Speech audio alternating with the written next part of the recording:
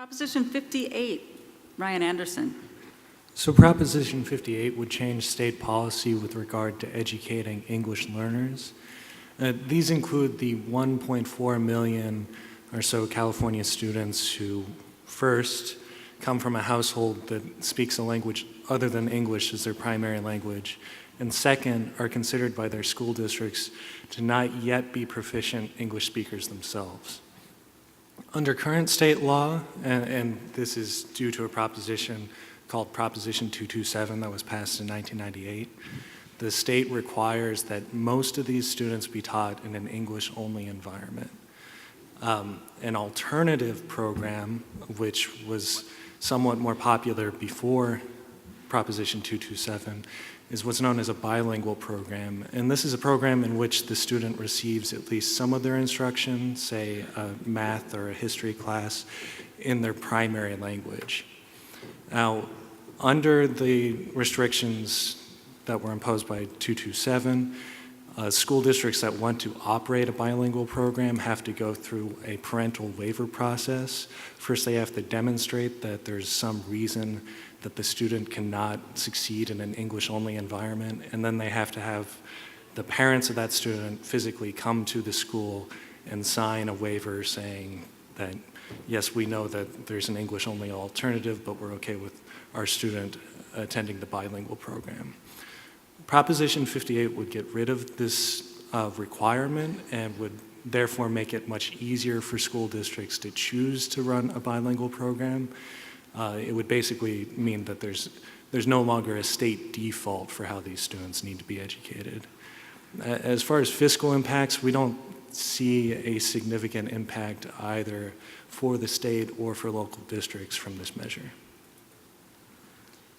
And I should mention that this is a referendum, meaning that the state legislature already approved this measure, but there were enough signatures to put it out to the people, and so we're this is a good point. Okay. Just a clarification. So because Proposition 227 was a voter-approved initiative, the legislature cannot directly amend it.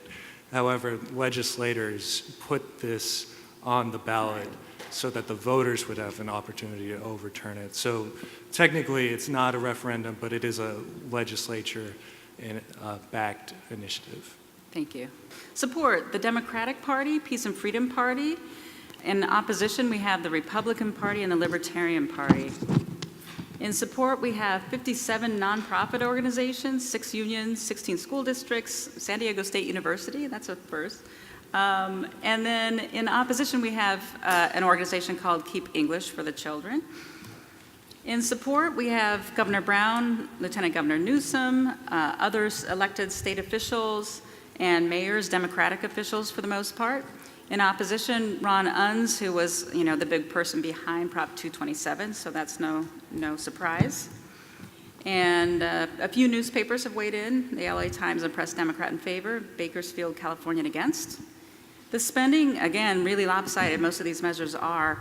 A little over $1 million in favor, and it's teachers associations, unions, and an association for bilingual education, and no money being spent against at this point.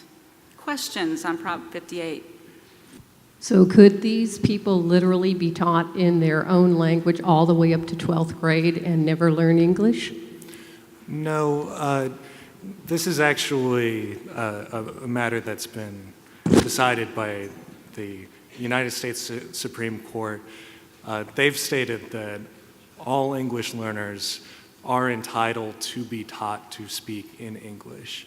The intent of a bilingual program is to eventually establish proficiency in English for the student. It just goes about that by starting primarily in their primary language and then slowly transitioning towards more and more English instruction. It looks like this also allots money for immersion programs. Am I reading this correctly, where it allows English speakers to learn a foreign language? So dual immersion programs are an interesting subset of bilingual programs where, say, in a Spanish dual immersion program, you might have a classroom where half of the students come from Spanish-speaking households and half come from English-speaking households. Now, under current law, the half of those students who come from Spanish-speaking households would need to obtain parental waivers to attend that program, but the half that come from English-speaking households would not. So if this law was passed, it would simply mean that none of the students would need to obtain this waiver first. And one more question? Yes. Did I hear you correctly that you did not see where there was going to be a fiscal implication of this? When Prop 227 was passed, a lot of bilingual teachers were laid off. You would need to hire bilingual teachers to teach these programs. That doesn't factor into the cost? It's a good point. Now, of course, if a school district were to start up a bilingual program, and we do think that it's more likely if you remove these restrictions that more districts will make that choice, they would face certain startup costs, which would include hiring a teacher and acquiring new materials. The finding that we are emphasizing is that school districts already routinely hire new teachers and acquire new materials, and we find that the cost difference between bilingual teachers and bilingual materials and their English-only counterparts is not significant. Thank you.